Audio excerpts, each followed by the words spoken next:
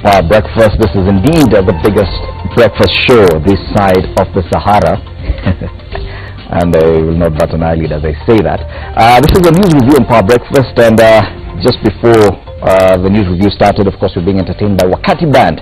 We'll continue enjoying that music as we go along with this show. We're privileged to have this morning for my news review panel Vincent Kimosop, policy analyst, Michael Agwanda, an analyst, and John Kagushi as well, also an analyst. Good morning, gentlemen, and welcome. Good morning. Ladies and gentlemen, you do realize that we are trying to change things a little bit here. 26 days to the elections will allow the politicians to go and campaign, and let's have some objective analysis of what's happening in the political scene. Thank you. Yes, because yes, politicians do tend to have, although I'm not saying that even the analysts are not politically aligned, I'm sure you have your own preference. Let me just, if I could have that one, Vincent. You have just preference for the truth. Yes. A quick look at the headlines this morning, and we start off with the Standard. Total man takes his secrets to the grave, talking about the passing on of Nicholas Biwott. Biwott lived a life of secrecy. Few knew where he lived. He never carried a phone. He was linked to Goldenberg, Likoni clashes, and Oko murder. His wealth and monies remained secret. He changed cars frequently. He lived like someone wanted him dead. Why did he do so? Why he did so remains a secret. That's the front page of the Standard. Similar headline on the Daily Nation, just signifying how important or how much of an enigma this gentleman was.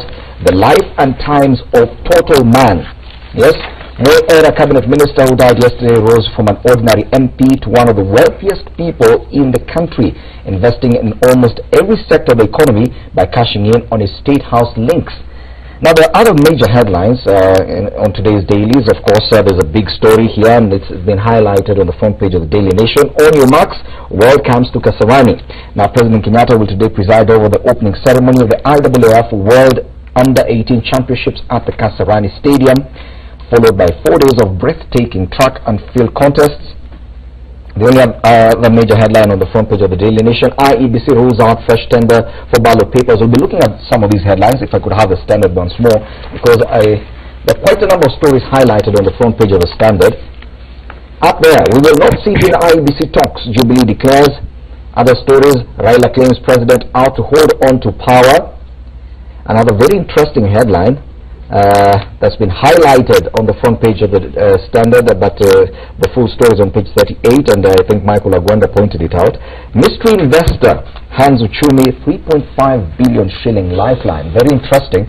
It's a story that we'd all want to read and understand. Now, let's kick off with probably the biggest headline today, and that has to do with the death yesterday of Nicholas Biwott. And you should just see how many pages have been dedicated by both dailies that we have to this story. For example, headlines on the Standard to do with the death of Nicholas Biwott start from page 3.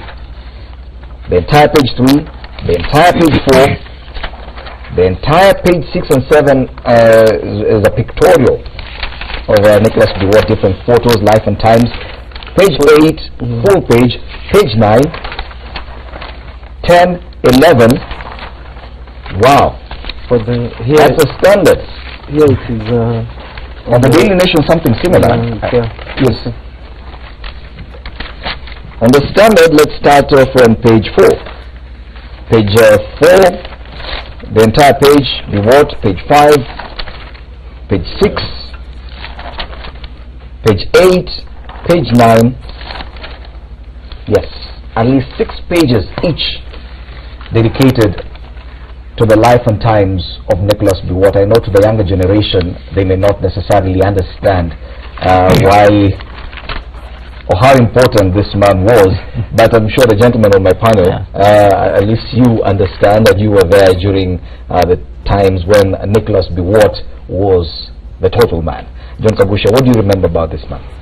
First, I would want to pass my condolences really to this family, and also say that as a country we have, I think, a difficult time where we are losing most of the big names that have been in this country. I think at the Lee funeral now we have about 3 very senior men in this country who are lying there, and we say poorly to their families. But then total man, Biwott. I think one of the things that I have seen even the former president commenting about him is that he was a trusted and a very dependable friend. I think his loyalty was never to be questioned, because he's one of the people that Moi during his time found to be extremely loyal to his cause and also to the cause of KANU at that time. And it has also been highlighted here that he's a man who lived his life as though there was someone chasing him. It is remembered that this guy would even change cars midstream his journey. At that time, I think we had not had this era of helicopters. Today, almost every other politician is flying using helicopters. But at that time, most of the politicians, of course, would use road. And he's one of the politicians who was actually very feared in this country. And I can say, as you can see, there seems to be so much information. I don't know how. There's a level of information. It is a surprise as to how much information was available, but no one was writing about it. Indeed, I don't think that anyone was waiting for him to die. So the mystery surrounding this man, one man, and he wasn't even a very tall man, but the mystery surrounding it was so powerful. Looking at the headlines, and anyone who was not there during the reign of Daniel Moi would not understand why this man was so powerful. First of all, I want to send my condolences to the family. I think it's important to do that. And secondly, I want to apologize for myself today. It doesn't look very clear, but I think it will clear. You have something in common with the politicians. Yeah, running for office. But sadly, as we eulogize the demise of our brother Biwott, one question that I need to ask myself is, man, did this journalist wrote all these stories and that just kept them waiting for the day that he would be pronounced dead, and then they can unleash them on the paper? And remember, this is not the first time we're hearing the story of Biwott demise. 2016, social media was awash with news about his demise. In fact, he came out there and really castigated the people that said that he was dead, and he said, "I'm going to live longer," those who are wishing me dead, I can tell you that I live longer than you, and something like that. But today we can confirm that Biwott has passed on. The truth of the matter is, Biwott was a revered man. Feared is perhaps understatement. People, when we grew up during his reign in government, we were kids, but you did not want to call Biwott's name in public, lest this year, the NSI, NIS come for you, or the police, the CID came for you,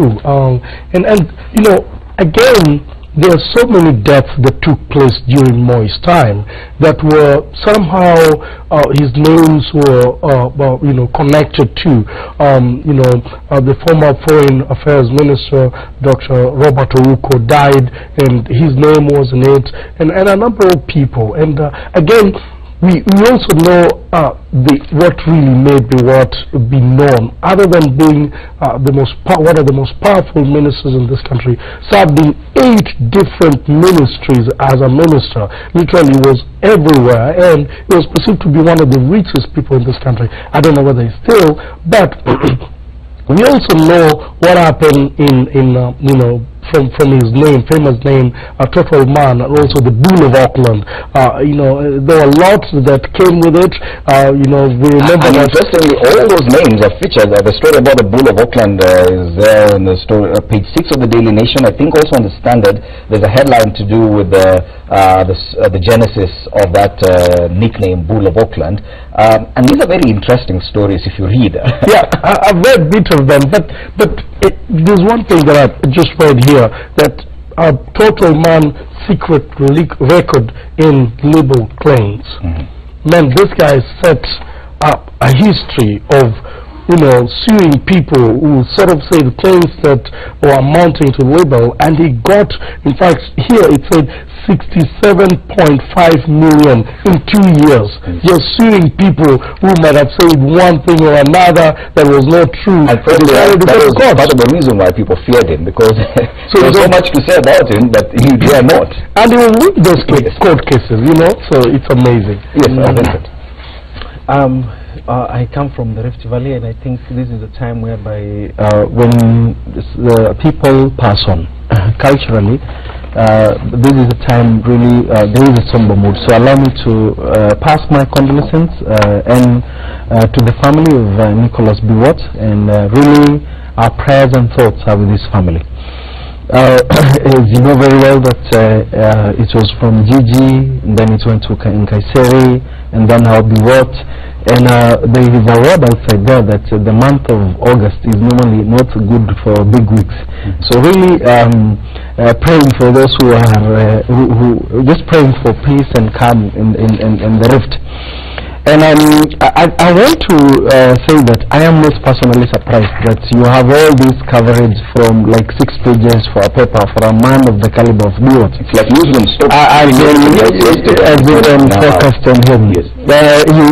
When you look at Biwott in our political arena, it was like a colossus. I mean, I don't know. I have the benefit of having seen a part of him towards the end of the Kanu administration.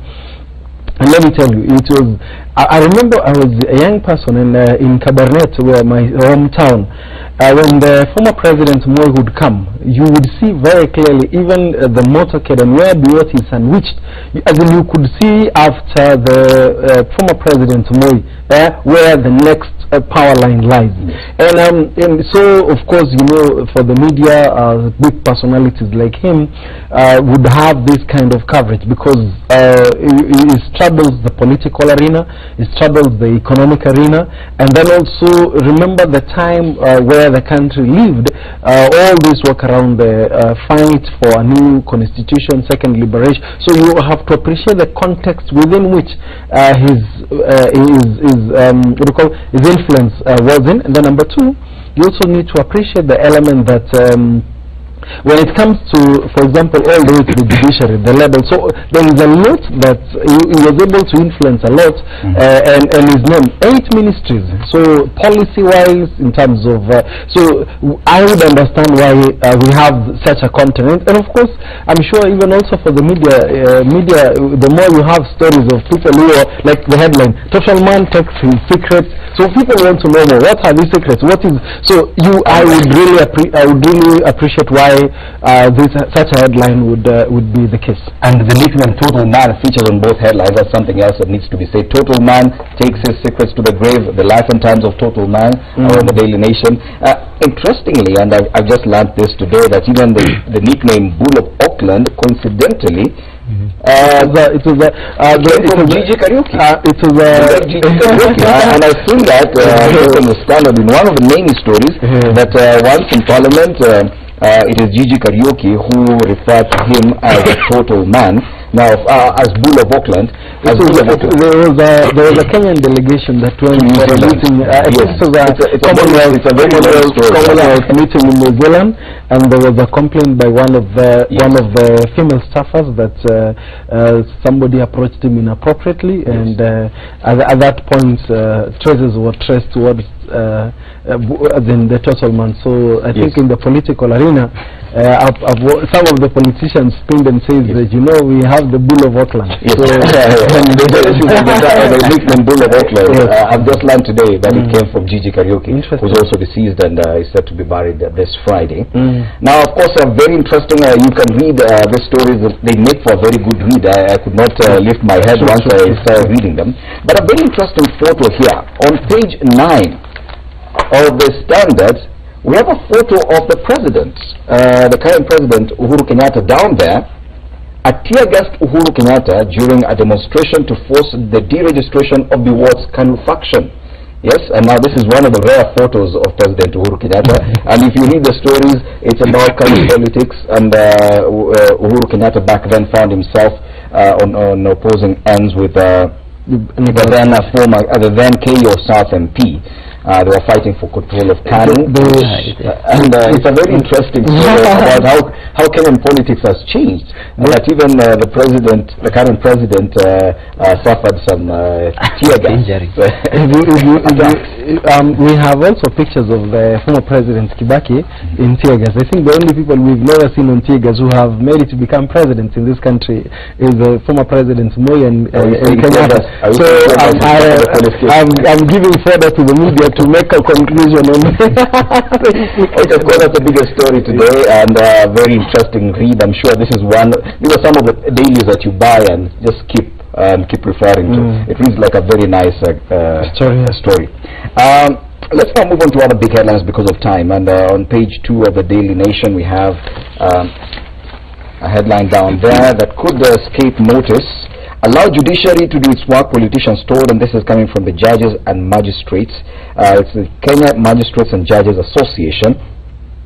They've come out to defend the judiciary against political attacks over decisions made by courts. The association has asked Kenyans to be confident in the judiciary, and they're saying we are deeply aware of our role as guardians of rights, and we know that sometimes we have to tell people, irrespective of who they are, things they may not like to hear. Now, of course, the genesis of this story, I think it started in Kabartonjo on Sunday when President Uhuru Kenyatta and his deputy William Ruto were campaigning and decided to launch attacks on the judiciary, accusing them of favoring the other side of the political divide. Now, judges are saying, we know that yes, when we make a decision, not everyone will be happy. And it is understandable. Don't you think that, probably, do you agree or do you understand why Jubilee is feeling aggrieved by the judiciary? I think it was okay for actually the Association of Judges and Magistrates to come out clear, because it is important that we retain the independence of the judiciary, and so it doesn't matter who it is on what political divide in Kenya who is attacking the judiciary. In the past we have had a very continuous attack on judiciary from the opposition, and now when of course it came from the executive, of course it wouldn't look any different. So it is important that our politicians and our leaders do respect judiciary. But again, I think there are also two issues which have been raised, and one of them has actually been the issue of conflict of interests. I saw yesterday there's a judge who recused himself from sitting on a case. I think Judge Mativo. Yeah, he recused himself, and he said as to this investigation on the Kamlesh Patni issue, the Judge Mtava, who was sitting on that case, or who had that case before, is known to me, and so for that reason alone, of course, because perception, of course, could be reality, especially in political arena, then I recuse myself from hearing this case. Now, you see the kind of issues that were raised, and I say this because they were raised officially and they were put on the table in an official meeting, that there seems to be some kind of family relations between two of the judges and some of the lawyers who are handling this case, and of course the top guns of the party. So I think in that case then it raises a number of issues that would have been addressed. And if you can remember, Justice Odunga had already been asked to step down from this case, from hearing this case, but he refused. And I wish there was no that connection being raised. Of course, the other issue which has come up is also the kind of judgment that has come. Looking at the period and the time that this judgment has been made, it of course leaves a bit of questions and a lot to be desired. Yeah, I think there's also a bit of misinformation, because it is assumed that that ruling went NASA's way. No. Yet most of the prayers that came from the lawyers representing NASA were not given by the judges. There is a legal interpretation and there is also a political interpretation. I think the NASA did get what they wanted, only that the prayers and the submissions they made before the judges were not upheld. But what they were seeking in terms of, you see, when you're seeking an objective on an outcome, they got the outcome they desired. But how the judges arrived at their decision was not based on the submissions that NASA. So that's what I was saying. You have to see it from both the legal perspective and also the political narrative. The political narrative is, hey, NASA was successful in this petition. Now, even the decision to actually bring in the element of lack of public participation was based on the submissions by the doctor Biwott. Yes. But remember, when when the friend of the enemy of your enemy, he's your friend. Yes. In the sense that they got the outcome they desired. I think for me, let us agree in principle. The independence, let me start this, to him who much is given, much is expected. The reality of it is that the onslaught against the judiciary has not started, for example, with what the president, we've had, and others have spoken against the judiciary. It is the reason why what the president and the deputy president has gotten the kind of traction and publicity is because of the offices they occupy. That president swore to defend and protect the constitution, and one of the tenets of our constitutions is the independence of separations of power and the independence of our institutions. So I would understand why when the president spoke, what happened, the weight of his comments carry. And I think at this point, I think we have the responsibility to point to the president when he says, hey, together with the deputy, I think your comments, for example, when the deputy president spoke in public and said, I think yesterday when he says, Maraga, please tell us, when a judge is presiding over a case and he's known to be a relative, I think since he is the deputy president, he can actually get some of those feedback through the administrative process. And he can actually challenge it directly, because when you feel that this judge will not be partial, will not work partially on this particular will not be impartial in that particular subject, it's something that the channels for you to seek redress and actually ask that he accuses himself. You know, Fred, my colleagues have said it very clearly. I strongly believe that the approach that the president and the deputy president is giving to this case is not properly properly looked into.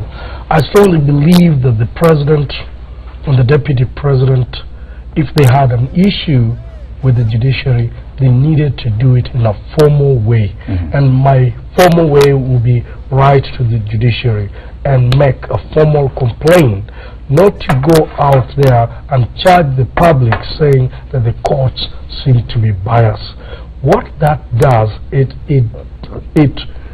announces to the entire country that you're having issues with the very court, that those very people that you are addressing goes to every single day to look for justice. Yes. When the president says that there's a problem in the judiciary, what he's trying to say is, even me, I have no faith in this judiciary. Yes. Now, what about the common mwananchi that goes to that court every single day for land issues, go to that court every single day to accuse people of stealing from them?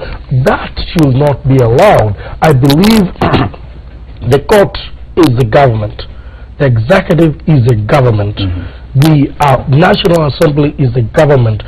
There are channels and proper way to communicate when you are dissatisfied with one important arm of the government, especially when you think they're not doing the right thing. But then again, because this particular discussion gives rise to even what Raila Odinga said yesterday.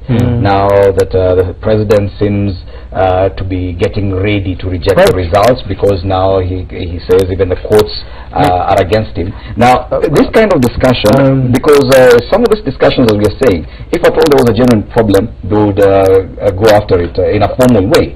Now this, have we gotten to that level of the campaigns where we're just throwing words around? I think, in fact, just before you say that, then I would also want to point out still on the same issue of public pronouncements on judiciary, that there is also kind of some invitation of politicians to comment about these kind of things by Chief Justice himself. Because on several occasions, the Chief Justice has also commented publicly on cases which are being presented to his judges. And I think that he needs to desist also. So that, like, for example, when the case was taken to the court, he said that we as a judiciary have no intention, or we will not make a decision that will alter the 8th of August election date.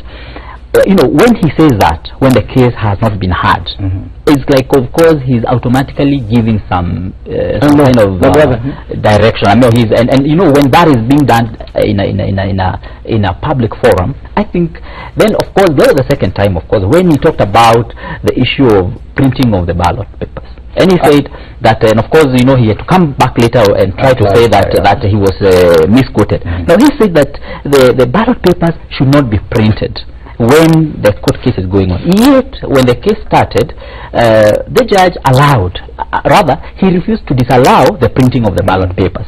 So again, when those kind of comments are made in public by the Chief Justice himself, it's kind of also inviting. So the problem I think we have a responsibility as analysts to tell the public the whole narrative.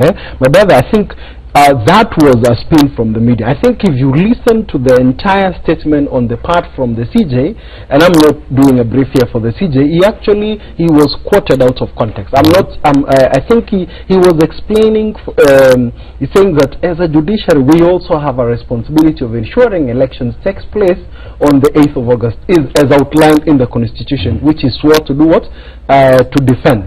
Now, number two, he gave an example. He says that why, for example, on the issue of the ballot papers, that why we would advise IBC not to print papers. And he gave an example. If a case is before us and it is determined whether somebody is qualified or not qualified to be a candidate, if you go ahead and print and then we determine truly that he does not deserve. So I think the challenge is really on a case that Fred, allow me to finish a thread. Remember, the CJ is a judge who makes his pronouncement through the ruling, but also he is the political figurehead of the institution of the judiciary. So, in my view, the only challenge we have is that I think if we quote issues in isolation, look at even the comments of the president. If you listen to the entire statement of the president, he was saying that I am concerned that with the way we are seeing things going, the judiciary is being used to do what? To scatter the election. If you read the letter and the spirit of the president, you do not actually see a direct onslaught on the judiciary. What you see, I totally do not agree with that. One of the things that I've realized in the last few days is how the politicians have come up seriously to have a huge onslaught on the judiciary. And by the way, and also IBC. And by the way, and I'm specifically talking about IBC has its own problems. I think that will be discussed. That one has so many issues that when you start discussing it will not end. But what I'm saying is, I really don't believe that that was right forum for the deputy president and the president and Murkomen himself, who is Senator Murkomen, who is actually an officer of the court as an advocate, to go and attack. And not just attack, actually now calling on Justice Magawa himself to answer questions that are leveled in public, in rallies. Do you think, for example, that probably the CJ should refrain from issuing public statements that are not structured? That probably when he needs to say something, he should come up with a proper statement, which is properly measured. What I'm thinking is the Chief Justice was seeing the trend and the procedure that IBC was taking in this case. They were doing it oblivious of the reality that there were some court cases that were ongoing. In fact, on that very day, he said, even today, I had to constitute a bench to listen to one petitioner that his name was removed. You understand that? These are legitimate cases. What he was trying to caution, and I think he has a right to do that, is look here, don't be so in a rush to print these ballot papers, lest the court decides that this very person that actually brought a petition in the courts be given the stay, and that could mean that the name that perhaps is already at IBC removed and replaced with a man or a woman who went to court. That is genuine. I will say this. However, we cannot. Thank you. We cannot say that we will not have a deadline. What I've been saying is this: if Maraga said this, he needed also to go ahead and meet IBC and agree on when all these court cases that are going in regards to the election be finished, so that IBC could be given time to print the ballot papers. Otherwise, we can have an endless court cases, and IBC also has a timeline. Yes. I just want maybe to make a final comment on the same. I don't think the CJ should arrogate himself the role of meddling or advising IBC on operational issues and administrative issues, because when IBC is running against a deadline and a timeline that they're having, and on this other case, the judge of the High Court had given a go-ahead and said, no, we are not going to deny the ABC.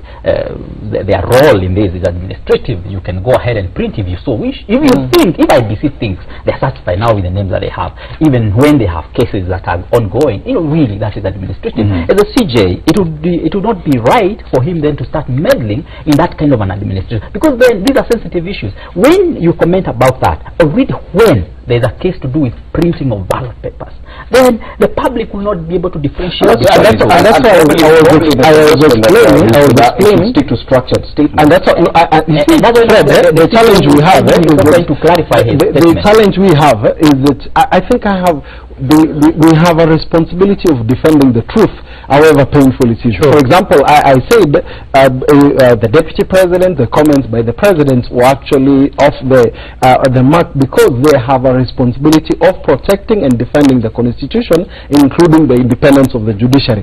Now that for me is we have to tell the president, this one you've crossed the mark. Now the same thing happens if I have listened personally to the CJ. If you listen to the entire statement of this, he was not, in my view, directing even how the judges should rule. What he was doing, he was giving the operational direction of how we see these issues as the judiciary. So but you see, when the statements by the CJ are open to interpretation, yes, that we are not really clear what he meant, or he could be taken out of context, don't you think that that's where the challenge is, that probably he should just stick to a well-measured, structured statement when he needs to say something? No, especially during these politically charged times. Let me ask Fred, the Jubilee administration, for example, is the biggest beneficiary of the judiciary. They actually got into power as a result of an independent judiciary that took a decision during the petition. So the first people who should be defending the independence of the judiciary should be the president and his deputy. Now, I look at that and I say, an independent judiciary is beneficial to everybody, both to those who are running as in the current administration, and also NASA that are seeking to replace them. Now, what we should be seeing is everybody making statements that actually ensures that that independence and objectivity of the judiciary is that gentlemen, because of time, because we have to give room for Cheche, I lined up quite a number of headlines. I don't think we'll have time. IBC, the Jubilee says they will not sit in IBC talks to determine who gets the tender for printing of ballot papers. A connected headline connected to that is IBC rules out fresh tenders for ballot papers, meaning the tender could still go back to Al Ghurair. There's also the headline about on page 13 of the Standard, Raila Odinga now saying that Uhuru plans to reject results. Very interesting headline. It's also in the Daily Nation. Quick comments on that as we wrap up this news review, because there's also another headline on page 12 of the Standard. Kenyatta raids Raila backyard. He's heading to Kisumu today. That's very interesting, and we'll wait to see what happens there. But quick about the ballot paper tendering. IBC says it's waiting for the appeal, and it's still challenging that ruling. I think what IBC has said, I listened to Commissioner Wamboka. Okay, I find it a little bit confusing, because I think they are saying one thing and saying another different thing in a different way. What they're saying is that these two events are not mutually exclusive: the issue of retendering and the issue of appealing.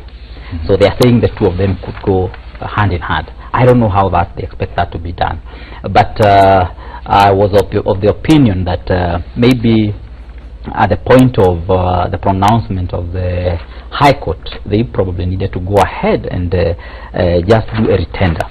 But then when I looked at the meeting on Monday, that will speak on their part because they are appealing that same decision. How do they go ahead? That's what I'm saying. That there is some double speak on that case. But then I'm saying when I looked at the meeting that was called on Monday, which was supposed to be part in the beginning of the public participation on this issue of tendering, I listened to that meeting and I came up with a conclusion that it's going to be impossible at this time to have any form of consensus between the stakeholders because of the political temperatures and environment that we are having at the moment. And of course the issue of public participation was left to be an open-ended issue, and it is actually one of the principles and values of our constitution in Article 10 of the constitution. But the framework around it is not. And what I would have wished, by the way, is that the judges, and I think that's where they were unfair to us, the judges also ought to have given a ruling or a judgment that also stipulates some kind of timelines and gives direction on how they expect this to be done, and then we will not be having this issue of clarification in the Court of Appeal. Then lastly, the issue I'm rushed out of studio, so a quick comments as we wrap up. I want to say this. President Uhuru is going to Nyanza. I would want to advise people in Nyanza to give him a heroic welcome. He's the president of this country. I wouldn't expect them to shout at him when Prime Minister Raila Amolo Odinga goes to Kiambu. He received an arousing welcome, and so the Nyanza people need to do the same to President Uhuru so that he feels that he is the president of the entire country. And I want to advise him against any plans or tricks of throwing stones or anything like that. Let it be a very peaceful rally so that he can sell his agenda. Secondly, on the issue of IBC appealing, I think the presidential aspirants shot themselves on the foot. They were called in to agree on parameters surrounding this presidential ballot papers. But was it even possible for them to agree? I think let me tell you, everything is possible when there is a will. And I don't think they were willing to sit down and agree. And now they've thrown it back to IBC.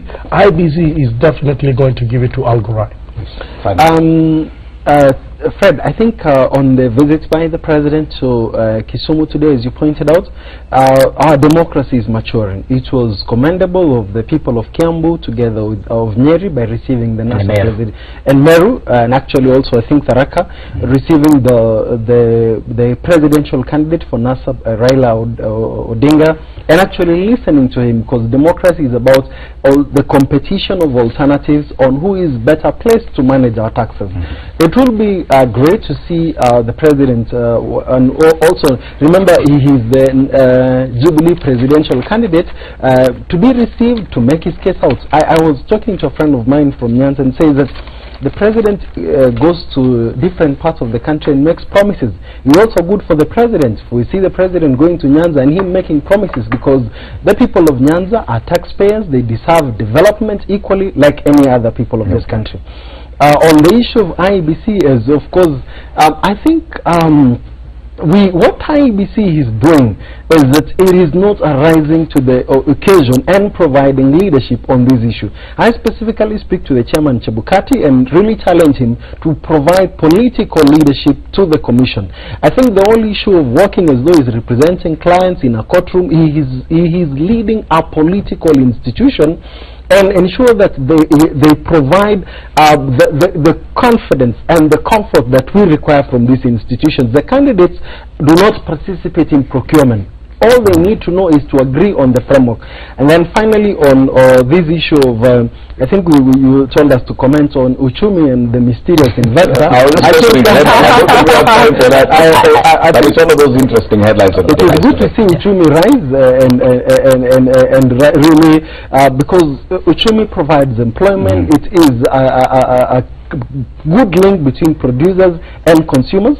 So anything done towards building and bettering our economy is welcome. So with that, I would want to say that then finally allow me to say that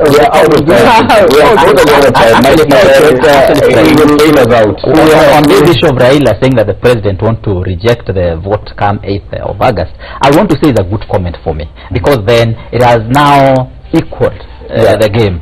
So now the president, both sides are claiming. I don't. My brother said, unfortunately, our time is up. Thank you so much, Vincent Kimosop, Michael Abunda, and John Kagushi, our analysts this morning, and helping us look at the headlines. My name is Fred Indemuli. That's all the time we had for this news review. Good morning.